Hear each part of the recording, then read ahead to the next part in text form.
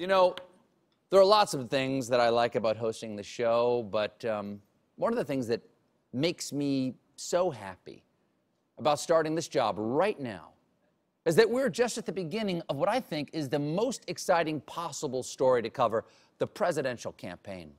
All Americans are affected by the outcome. All of us get to have our say, and nearly all of us are running. Yeah.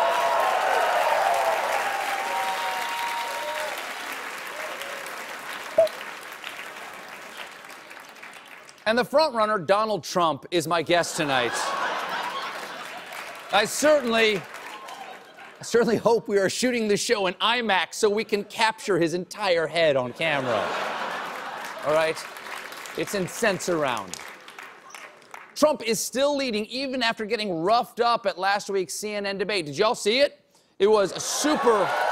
I'm not blaming it. It was super fun to watch. I came up with a little drinking game. I turned on the debate, and I drank.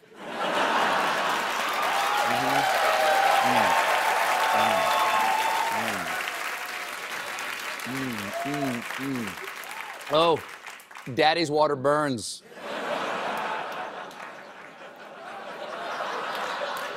It really made me feel part of the process. And this vicious battle for survival in a cutthroat arena reminds me of the Hunger Games. In that hundreds of millions of dollars are going to be spent, and 4 years from now, there's going to be another one. But really, I believe it's more than the Hunger Games. It's the Hungry for Power Games! Yes! Welcome!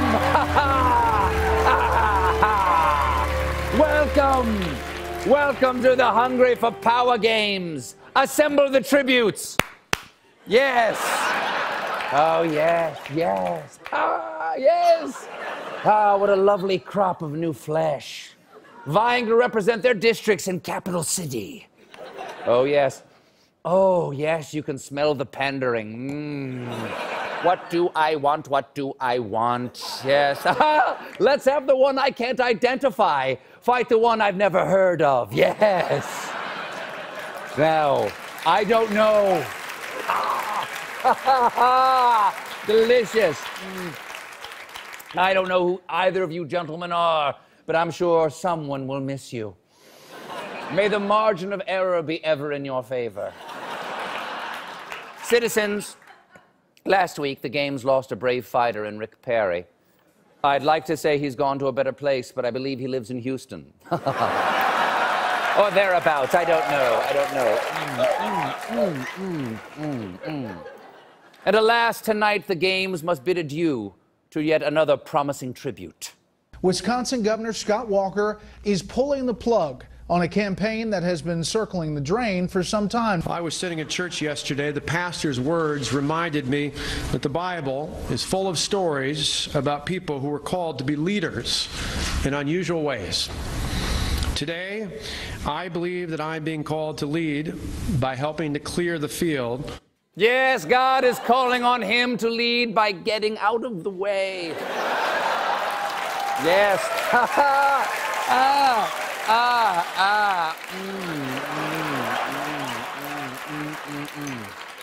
Yeah. And this, only 2 months after Walker announced his candidacy by saying, "Running was God's calling. I am certain this is God's plan for me." In other words, God said, "I have chosen you, Scott Walker, to psych." I love it. I love it. I love it when God jokes. Yes. First the platypus, now this. How fun. He's fun. Now, Walker is quitting the battlefield to help the other true conservatives, who will now be able to divide all of his less than 0.5% in the polls. Ha! What a bounty! Yes!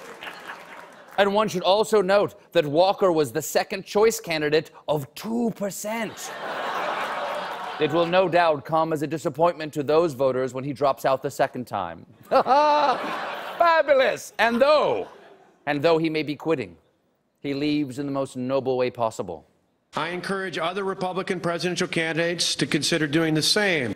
by asking others to quit too. Yes, oh yes.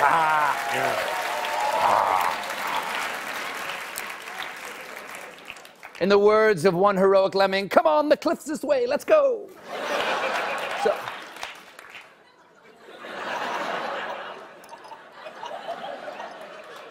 So, fair young Scott Walker is no more, a stunning defeat for the sitting governor of a swing state who led the GOP field as recently as July. Alas, like so many Wisconsin export, he soured in the summer heat. And he began with such promise, able to discuss any subject in a positive light, such as when he said his bald spot was not from natural aging, but the result of having bumped his head while fixing a sink.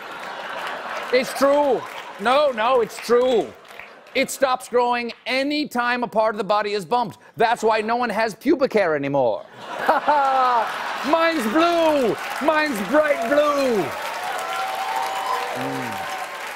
Of course, true lovers of the games foresaw his downfall when one of his sponsors, billionaire Stanley Hubbard, told reporters, "I think I might help some other candidates too." Oh, ow, Scott. Oh, Scott, you know what might spice things up a little bit? An open relationship. We're not breaking up. I just want to fund other people. A three-way, yes. And he fought bravely. But now he returns to America's Dairyland, having learned that voters are Walker intolerant. So, let us bid farewell to the fallen. Farewell, Scott Walker.